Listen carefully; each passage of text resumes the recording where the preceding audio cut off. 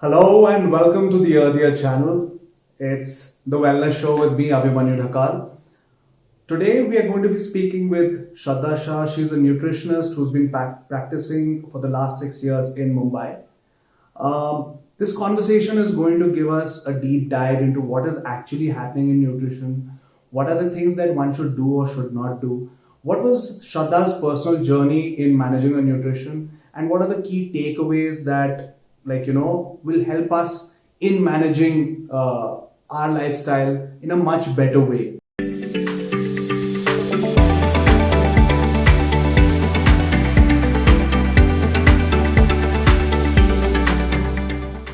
This episode is brought to you by Earthier On syrup, a natural prebiotic sweet supplement that helps you manage your blood sugar levels. Click on the link in the description to know more. Hi guys, welcome to the Earthier channel and to the wellness show. Today we have Shraddha Shah. She's a nutritionist and has been practicing clinical nutrition and weight management for the last 6 years. She's also associated with Bombay Jam. You should check that out. And we welcome Shraddha to the earlier show. So, Shraddha, tell me, how did you get into nutrition? What was it like that attracted you towards nutrition? Seeing that you were part of, you were an engineering background, you did your MBA in marketing, and now you're looking at nutrition and health. What drove you to that? Okay, that question because it has an interesting answer to it. So basically, being an Okay. IT engineer and never had a thing towards medicine or thing towards nutrition, but because I've always been a kid who was always on the heavier side when it comes to weight and to fulfill the norms of the society, I was constantly under a pressure of losing weight and looking a particular way or being a particular size, and that was something that has haunted me forever. And uh, after going through all the fat diets and all the things that I was not supposed to do, I finally came to a conclusion that, and I thought that, okay, because this is something that I have been through and it started interesting me a lot, I thought I should take this seriously as a profession and study and help all those girls who are going through exactly the same thing, where they are not worried about their health, they are worried about how they look, how they are presenting themselves, and how their body looks like, or how much they weigh, or how much their size is. So unfortunately, this is the trend, and that's something just triggered me, and I was like, no, I have to do something about this. And the whole purpose of me coming into nutrition and fitness was this, that I become the voice for these girls and make them aware that health and fitness is much, much, much beyond just the number on the scale and just the size of your jeans. So I can just I like it's just not you. There's so many people around us in our own families, in our own amongst our own near and dear ones, our friends who have gone on a similar trajectory to like the way you have gone, but they have never found their solution. I'm so glad that you basically took it upon yourself that it's just not about me or my problems and my issues. I'm not going to let this affect other people as well. And I'm going to make a career out of this. I'm going to talk about it. I'm going to raise my voice on that. That is so encouraging for people like us also to know that, there's a Shraddha Shah in Bombay who's going to help solve these problems because this problem is all over India. Yeah. So Shraddha, what disturbs us is another trend is that, on one side we have people like you who are dedicating their lives towards nutrition and better healthcare Hmm. and stuff like that, but on the other side we are disturbed by the rising trends of weight issues of interlinked with diabetes, heart conditions. There's so many things that are interlinked, and every study that you come across, it becomes so sad that people have still don't have the knowledge how to deal with it. So according to me, I think that I should just go out there and trust a nutritionist. What do you say about this? Absolutely. I mean, I think people are not taking issues like diabetes or blood pressure very seriously because they think, oh, it's okay. What's the big deal? थोड़ा sugar है, इतना चलता है, थोड़ा BP है, 140 है, 190 है, तो नॉर्मल है. But people don't realize this over the time, that this normal that they think are gonna it's gonna get worse later. It's always a good idea to go approach a professional nutritionist or a professional who knows the industry or the problem so well that they give you a solution before it gets too worse. Unfortunately, the problem that I am facing and something that I'm really feeling bad about is people go to a professional for help only when the situation is worse. They could have corrected it before, but I think they don't think that was necessary, and then it just It gets just worse. snowballs. Yeah. Especially for professionals like all professionals like you, me, everyone. Like we are so used to our 9 to 5 jobs, Hmm. Monday to Friday. Then Friday evening, वो Friday evening आता है और I know. straight away Monday morning. Okay. So what happens in those 72 hours Hmm. is the leading cause of rising non-communicable diseases Hmm. in India. What is your take on that? Absolutely. I think people are not realizing this. And again, you've rightly said it. Everyone, this is the trend I've seen with my clients also. From Monday to Friday, they are absolutely on their diet plans, they're working out, they're exercising, absolutely doing everything, covering up everything. But as the Friday night hits, they actually forget about the efforts that they had put in the whole week, and that continues over the weekend, and they feel that it's absolutely okay. The only thing I think people should realize is that, of course, indulging in whatever they enjoy has to be in a particular limit and in a zone. They can't just go overboard and you know affect their health in the same way. So Yeah, but Shraddha, again, like it's as if I'm acting as an advocate for all the people who binge drink on from Friday to Monday. But just putting yeah. it out there is that, like see, how do you expect a 30, 35-year-old? Like I'm just going into a Yeah. psychology, okay? I'm 30, मैं 30 का हूँ, मैं 35 का हूँ, है ना? My parents at the age of 30, 35, they had none of this stuff. They got it at the age of Yeah. 50 or at the age of 55. So I am on the clear. मेरे को तो कुछ नहीं होने Hmm. वाला अभी. So I am good to go. I can do whatever I want and party as much as I want. I'll eat whatever I want. Nothing's going to affect Yeah. me. So what do you have to say about that? Like, is it the different kinds of foods that we're eating, or is it just like according to me again, is like 1990s में the average person how much sugar he was Yeah. consuming, उसका at least 5 to 7 गुना 5 से 7 गुना तो it's already reached in 2022 Yeah. Yeah. easily on a daily Hmm. basis. What is your take on this? Yeah, absolutely. I mean, if we see our parents or our grandparents, they are much healthier, I feel, right now. Even if I see my nani working, I think if I work that much at her age, I think it will be an achievement. The reason is not just maybe the year that we are in. It's of course a lot of factors, and the most important factor I think that's working here is the stress levels. Because the amount of exposure of information that we have again is triggering a lot of stress, or maybe social media is one of the things that are unfortunately something that's triggering a lot of thought in our head, and maybe people are just judging themselves. Second could be the food habits, of course. The whole trend of eating healthy is changing, I feel, like from what we've seen earlier to now. And again, a lot of, so earlier, when we were also kids, the amount of food that we used to get outside in the market was very less. So a lot of food was cooked in the house. Now, because you get so much outside, we don't cook so much in the house.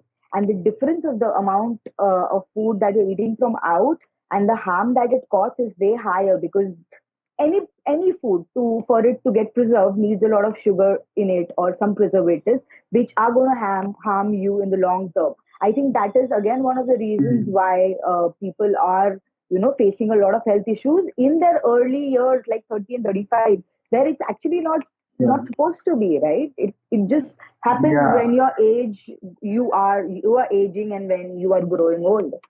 So right. I think you preempted my next question, which is going to be about stress. Yeah. So, this this factor, is just not everybody else out there. It affects me as well. Mm. It affects you. It affects everyone. And then there are methods and there are ways of managing stress also. You had mentioned to me that you work on happiness. You're a happiness coach. So can you just enlighten us about where do you uh, how do you tell people to be happy in such stressful conditions? How does that go about? If you can just enlighten us, yeah. I think that's more challenging than telling people what to eat and what not to eat, because I think people understand what to eat, what not to eat, but asking them to work on their mental health is something that takes a little more effort. Because I think everyone, if you ask someone, if I ask you, are you happy? You just say, I am happy. Like, it's a very general thing to come out, but when we actually think about it, are we actually happy? Are we actually uh, do we actually have that peace of mind? So there is a lot of effort that's needed for people to understand what actual happiness is, and to manage stress levels. There are a lot of things that we can do, but I think we are so busy running behind things that we want to achieve, or maybe running behind things we don't have, or worrying about things that we don't have, that we actually forget, and we actually avoid being grateful for what we have. So I think that's something that I really keep telling my nutrition clients also, that first of all, you have to be thankful for where you are and what health level you are in. You could have been worse. You could have had bigger issues. You could have been weighing like 10 kgs more than you are. So I think most important thing I feel is to be happy and be acceptable. You're accepting the situation that you are in is very important. Like, to accept where you are, So for yourself. like, just accept the way you are, and then try working on yourself, even if that means you are taking a very small step at a time. But please appreciate the progress that you are, because I'm absolutely sure that everyone is trying to get better, or everyone's trying to make their lives better. It's just Yeah. that we forget to appreciate that, Right. and then we are back to square one, and then the whole loop. So, so just trying to put it out there is that, when we talk of stress management and stuff like that.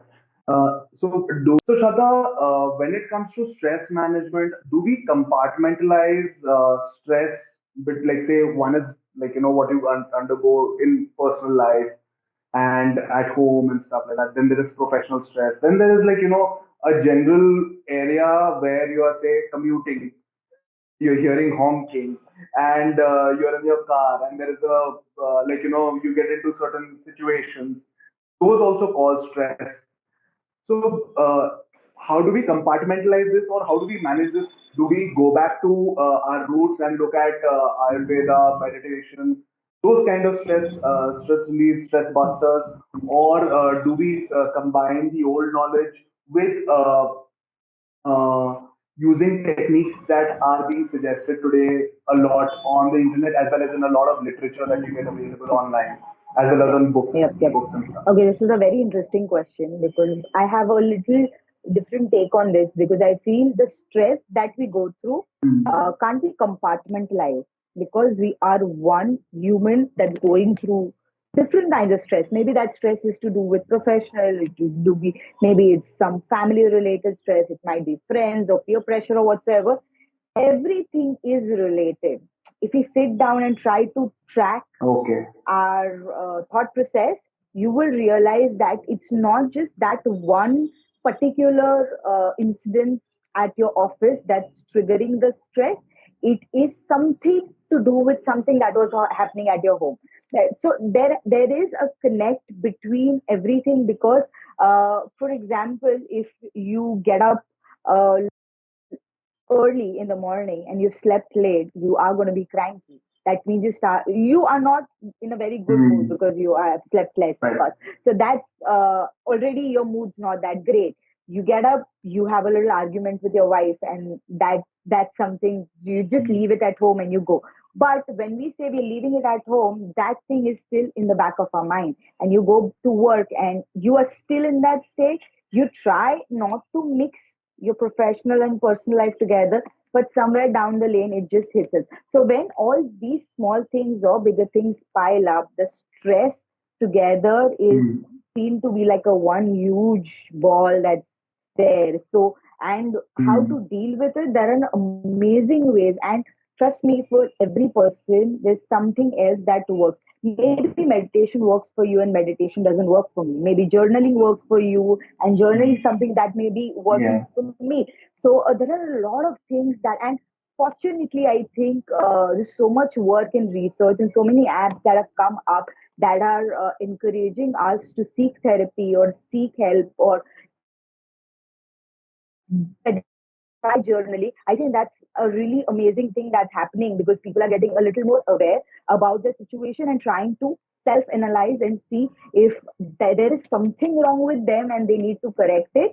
So I feel a mix of everything, whatever suits a particular person is something that that person should hang on to and work on.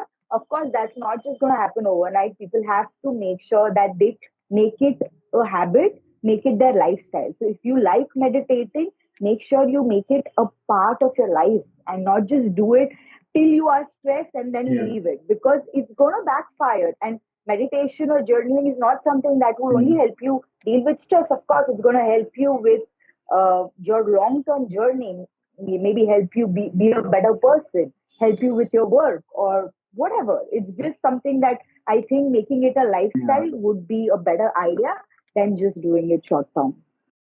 Yeah. So this goes again to a deeper analysis from, like, it is just not nutrition of the body but also of the mind. So if you are taking nutritious food for your body, you need to give some time to your mind as well, either through journaling or through meditation or any other techniques Absolutely. that somebody suggests or you have chosen to adopt. So nutrition of the body, nutrition of the mind, Shraddha, Absolutely. that was, I think that was well summarized, I hope. Yeah, yeah, absolutely, absolutely. Because you Uh, have to nurture your mind. Because a lot of people, a lot of my clients, is what I see is that they say, I eat right, I work out, I sleep right, I don't indulge myself in things that I'm not supposed to, but still I'm not losing weight, or still I am someone who's detected by diabetes and blood pressure. That's because the yeah. stress that they are in, the level of pressure that they have mentally, is something that they are not dealing with until unless they don't try correcting Right. that aspect of their life, their health is not going to be in the place that they wish it to be. So you perfectly summarized it. Correct. Yeah. Correct. Right. So, chalo, like, and this is, there is one angle that I really wanted to cover with you, Shraddha, is that, again, going back to to the first point, is that, you find you find people come to you very late. That's what you summarized as. Uh, what are the triggers that, you one should feel that, nahi yaar, like, it is getting there, I need to see a nutritionist, or I need to see, I need to get some help regarding this. When should I come to you? Like, what is that time? Uh, okay. So for to answer that question, one most important thing I feel is you shouldn't go to a nutritionist only when you feel that you are going towards a danger zone, or you are, you might feel that you, someone should always be aware about the food that they eat and should always correct their lifestyle and eating habits, even if they feel that they're healthy. Because a lot of times there are things that we're doing wrong. So for it's a very small example, a lot of people wake up and the first thing they intake is a coffee or a tea when you're hungry. Yes, Yeah. George. So that's a very common thing that we do. And then a lot of people have these extreme acidity issues that they face because that's not recommended. That's a very small thing. Yeah? That's a very, very small thing. But that's something that they love doing. The only smallest correction to this is that when you wake up, having your tea first thing in the morning, it's absolutely fine. But try to eat something before it. And if that means even eating 5 almonds before you have your chai or Oh, coffee, is something that would work on it. So, one, I feel people should always be conscious about how they're feeling and how their health is going, and try to better themselves, even if they are not faced with any, diseases like blood pressure or diabetes. I think they should start maintaining their health even before they reach that point. Second thing, people should always keep, I feel, right, and after a particular age especially, should always have this habit of checking their health or doing the health reports every 6 months or a year. So that, so even if as basic as right, a blood report, like you can go check your lipid profiles, you can go check your sugar levels, and see if everything is in on track, and that everything is under the required levels, or whatever. It shouldn't be a point where in your triglycerides are way up the roof, and then you realize that now you have to go to the nutrition, and then you have to go like extreme. So you can always prepare yourselves before by being very conscious about uh, how your body is feeling and how you should get better each day. It has to again be a consistent process. It can't just be for a month, 2 months, 3 months, and then just go back to your old habits. yeah, yeah, right. So, Shraddha, just coming back to the Hmm. same point, like again, like I hope I'm not going around and around, but uh, I'll tell you something that what Hmm. COVID has done, na, Shraddha, is that, according to me again, is that before COVID, everybody thought that, yeah, the nutrition and all this is part of some pseudoscience, mumbo jumbo, or something like that. All my problems can only be corrected by medicines. And that is the route I'm going to take. And I'm not, like, whatever I'm having, I'll do what I'm doing. And as a problem I have, so I'll just take my medicine, मैं गोली ले लूंगा, I'll be fine. But what COVID has done, no, that preventive and curative aspect of Yeah, nutrition, it has changed people's absolutely. mindset. What is your take on Absolutely, that? absolutely. I think these couple of years have changed the way people look towards nutrition and fitness, and that's absolutely amazing because I think again, it's the availability of information, or the way people can just Google something and read something is been very helpful.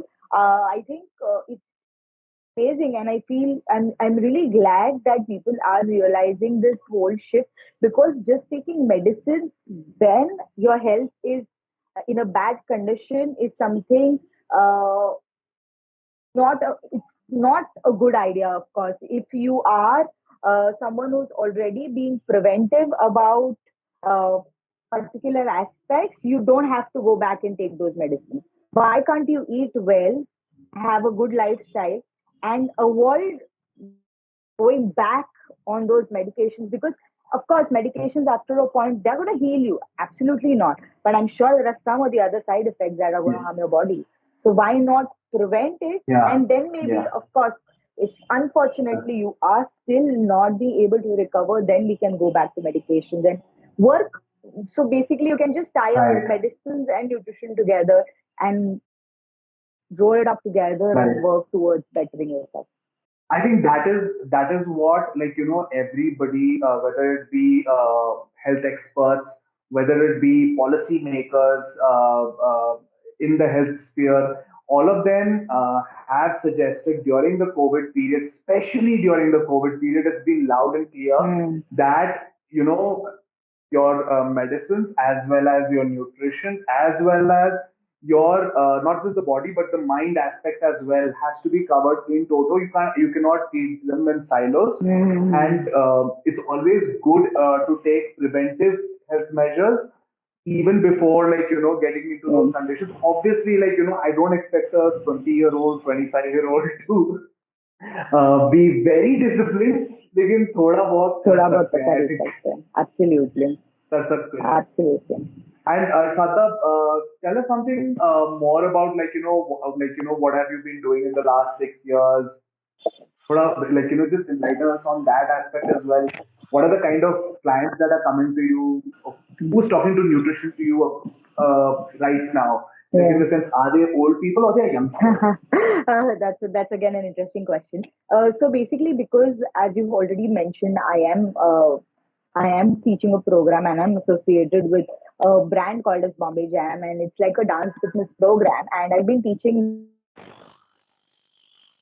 whole duration. I've had people, and surprisingly, not just the older ones. Yeah, the youngsters also are being very, you know, uh, self-conscious of being very aware about their health and fitness levels, and they are not someone, which is surprising, but I'm really happy that people are not just worried about looking thinner or fitter. Of course, the major percentage is of course someone whose end goal is to lose weight, but there are a lot of people who want to improve their health, or facing a lot of health issues, and they've realized it that it's more important for them to eat well, to get their health better, and not just to go on a calorie deficit to lower their numbers on the scale. So it's Right. always been a mixed bunch, and again, especially a lot of women face a Hmm. lot of health issues after the age of 30, 35. That can Okay. be something to do with the start of osteoporosis, or that can be something to do with PCOS, the thyroid. And these are issues, of course, which are accelerating a lot. And uh, girls are facing a lot of issues, and they are realizing that it's time for them to better their health. So yeah, it's a mixed bunch. It's a mixed bunch. Uh, Majorly for me, my clients have been girls. Guys, of course, they come, Hmm. but they are absolutely people who have like major health issues. But when it comes to Hmm. girls, fortunately, a lot of them are someone who's just hit PCOS, PCOD, and they just Hmm. started seeing the Yeah. symptoms and want to correct it. And they really need someone who can help them and guide them through the whole journey. So Yeah, it's just absolutely for a the mix. people listening in, just for the people listening in, Shraddha, can you explain a bit about what PCOS is? So What PCOS is is the condition? yeah. So it's just it's something related with the ovaries. So it's polycystic ovaries. Okay, it's something to do with the Okay. dysfunctioning of the ovaries, and that affects the level of fertility of a particular female. Okay. Yeah. So that Okay. is where something. So when a girl is hit by PCOS or PCOS, again PCOS PCOD is a lifestyle disorder. It can be corrected with Okay. the correction of your lifestyle. It can be bad sleeping habits, bad food habits, more, Okay. not working out a lot. So that PCOS is something that triggers weight gain, and to avoid or Hmm. cure PCOS, PCOD, you have to lose weight. So it's like a loop, but it's Hmm. not impossible for Right. anyone to, get cured. It's just that you have to be pretty consistent and make sure that you prioritize yourself and your health Right. more than anything else in your life. The reason why I asked about PCOS is because lately I have been reading a bit about it myself, Okay. and the fact that this trend is something that I've seen rising right across, and the way we see reports on diabetes, the way we see reports on obesity, on Mm. cardiovascular diseases, Mm. heart health, heart conditions. Now you're seeing a lot of reports on PCOS. Many of my audience would probably not be aware about PCOS. Thank you for letting us Yeah. know. And again, it ties it down again back to the lifestyle, back to Yeah. nutrition, and that is the reason why the earlier channel got Shraddha in to enlighten us about health and nutrition in general. And I'm so glad that we had you here, Shraddha. It was a breeze talking to you, and I really enjoyed our conversation. I hope you did too. Absolutely. I loved. I think we could have gone on with Right. for another couple of hours, but I think we've covered pretty much it. I am glad I could be uh, a part of your channel, and it was Right. lovely chatting with you. It was amazing. Thank you so much for I'm having me. looking forward to more conversations Absolutely. with you, Shraddha. Absolutely. And thank you so much for your time. And guys, if you are, what I would suggest is that if you're on Facebook, Instagram, there is no doubt that you are not. Please go into the link and check out Shraddha's profile. Do like and follow her page. And just, I was very impressed with it. I hope you guys are as well. And if you feel generous, please do like, comment, share, and subscribe our channel, the audio channel, The Wellness Show. Thank you so much. This is Abhimanyu signing off. Thank you so much. Thank you.